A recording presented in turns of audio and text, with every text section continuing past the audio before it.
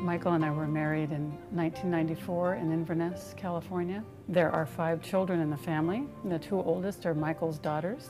And then we had the 3 children together, Brian, Jacob, and Caitlin.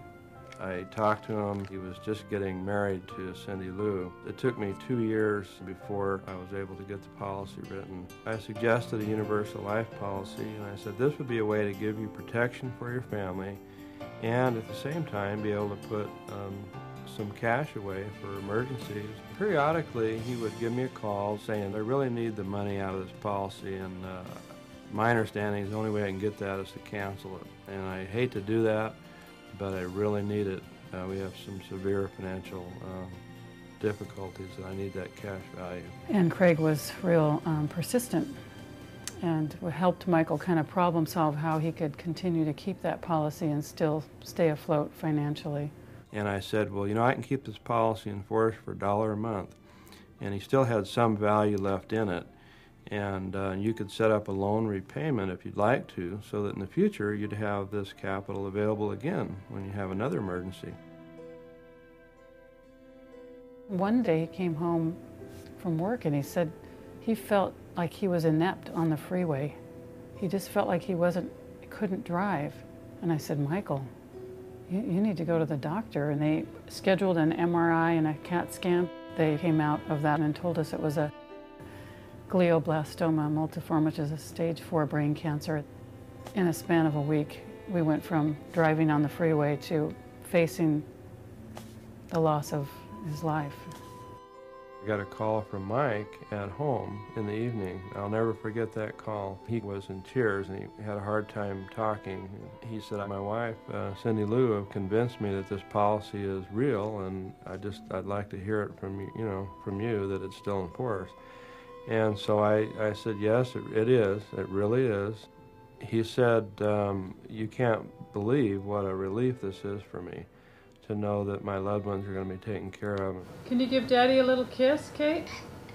Hey, thank you, Daddy. Thank you, Daddy. You're welcome, Katie. Thank you. I remember waking up the day that Michael died. You know, I suddenly felt like we're going to really lose him soon.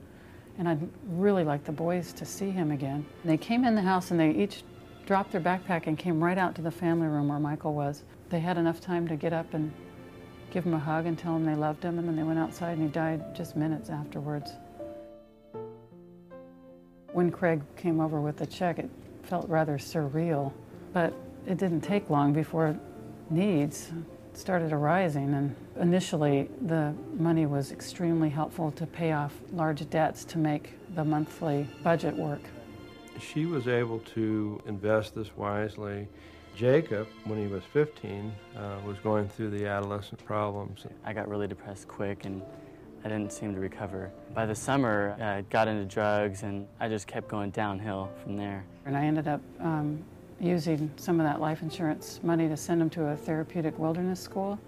That place really had a powerful effect on him. I just think about my son and, you know, what would have happened to him if I didn't have the access to send him to those programs, because I really felt like I was losing him. And then after I added on to the house, you know, paid the debt, then added on to the house, I stopped there and put the rest away because I felt like there were many years to come and the children were so young and I had no idea what was coming around the bend.